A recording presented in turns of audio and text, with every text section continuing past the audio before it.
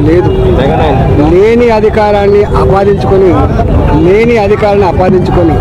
వారు ఏ కామారెడ్డి డిక్లరేషన్ ఇచ్చిండ్రు వారు ఎట్లు ఇచ్చిండ్రు ఎందుకు ఇచ్చిండ్రు అనేది వారు ఆలోచించుకోవాలి.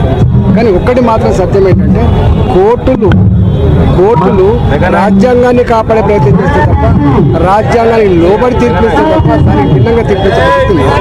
ఇది రాజ్యాంగానికి విరుద్ధంగా ఉన్నట్టుగా భావిస్తాను కాబట్టి ఇవాళ తీర్పిచ్చింది. రెండవది ఇంతకుముందు చెప్పినట్టుగా ఇవాళ రాజ్యాంగ పరిరక్షకులు రాష్ట్రంలో గవర్నర్ గారు చెప్పిన దేశంలోనేమో రాష్ట్రపతి గారు మీరు ఏదన్నా మీరు చెప్పండి. రాజముద్ర రాష్ట్రంలో ఎవరేస్తారు? గవర్నర్ గారు వేస్తారు. దేశంలో రాజముద్ర ఎవరేస్తారు? రాష్ట్రపతి గారు వేస్తారు. ఈ రాజ్యాంగాన్ని సవరించకుండా 9th షెడ్యూల్లో పెట్టకుండా మీకు ఎవడిచ్చింది అధికారం? ఇలా మీరు చట్ట సభలు అయినప్పటికీ కూడా రాష్ట్రానికి అధికారం లేనటువంటి దాన్ని ఎట్లా మీరు అమలు చేస్తారు? మీ చేతులు తీసుకుంటారని వాళ్ళు ప్రశ్నిస్తారు. అవగాహన లేని వాళ్ళు మాట్లాడతారు. నేను మళ్ళీ చెప్తున్నా, గవర్నర్ గారు రాజ్యాంగం లోబడి నడుచుకోవాలి తప్ప రాజ్యాంగాన్ని భిన్నంగా నడుచుకునేటువంటి అధికారం గవర్నర్ గారు లేదు. మైనారిటీల కోసం కూడా ఉంది కదా బీసీలో, మైనారిటీలు తీసేయాలని ఎందుకు మాట్లాడుతున్నారు? అసలు ఇంకొక మాట, అసలు విద్యా ఉద్యోగాలలో మైనారిటీలకు ఆల్రెడీ రిజర్వేషన్ ఉన్నది. మీకు తెలుసో తెలియదు. దూదేకుల, పింజారి ఇలాంటి అనేక వర్గాలకు ఆల్రెడీ ఉన్నది. మతపరమైన రిజర్వేషన్లు వ్యతిరేకిస్తారు తప్ప మతపరంగా దూదేకుల మతపరమైనది కాదు, పింజారి మతపరమైనది కాదు.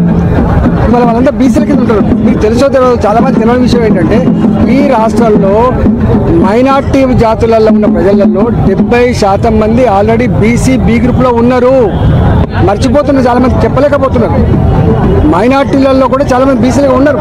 ఎక్కడ వ్యతిరేకించట్లేదు కదా. ఒకవైపు బీసీలలో ఉండగా రిజర్వేషన్లు అమలు జరగంగా మళ్ళీ సెపరేట్గా నువ్వు ఏమిస్తావు చెప్పండి. ఇవాళ హిందువులలో కూడా ఇవాళ ఎస్సీలుగా ఉన్నారు, ఎస్టీలుగా ఉన్నారు హిందువులలో, బీసీలుగా ఉన్నారు హిందువులలో, ఇలా ఓసీలుగా ఉన్నారు హిందువులలో. కాబట్టి ఇళ్ళ కూడా నువ్వు పటాన్లు ఉన్నారు, వాళ్ళంతా పటాన్లు కానీ ఇతర వర్గాలు కానీ వాళ్ళంతా ఓసీల కింద ఉంటారు. అంతే తప్ప ఇవాళ ముస్లింలో కూడా కులాలుగా ఉన్నాయనే విషయం చాలామంది తెలియదు. ముస్లిం అంటే అందరూ ఒకటి కాదు. ఇలా పస్మండా ముస్లింలు వేరే ఉంటారు, కాశ్తుర్కోలు వేరే ఉంటారు. దాన్ని తప్పుదోవ పట్టించే ప్రయత్నం చేస్తున్నారు. ప్రజలకు తప్పుడు సమాచారం ఇచ్చే ప్రయత్నం చేస్తున్నారు తప్ప ముస్లింలు అంటే అందరూ ఒకటి కాదు. ముస్లింలలో కూడా 70% మంది బీసీలుగా ఉన్నారు. ఆ విషయాన్ని మర్చిపోవద్దు.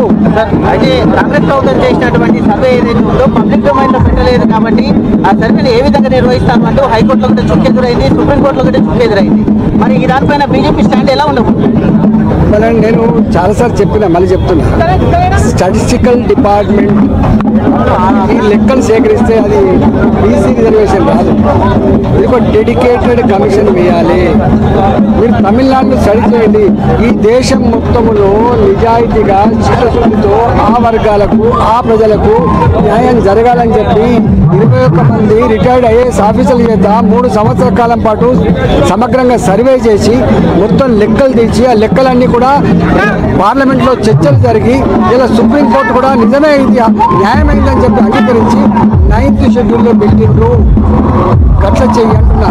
తెలంగాణ కూడా 85% మంది ఎస్సీలుగా, ఎస్టీలుగా, బీసీలుగా, మైనార్టీగా ఉన్నారు కాబట్టి ఈ వర్గాలకు నిజంగా న్యాయం జరగాలంటే మీరు ఆ పని చేయమని చెప్తున్నారు.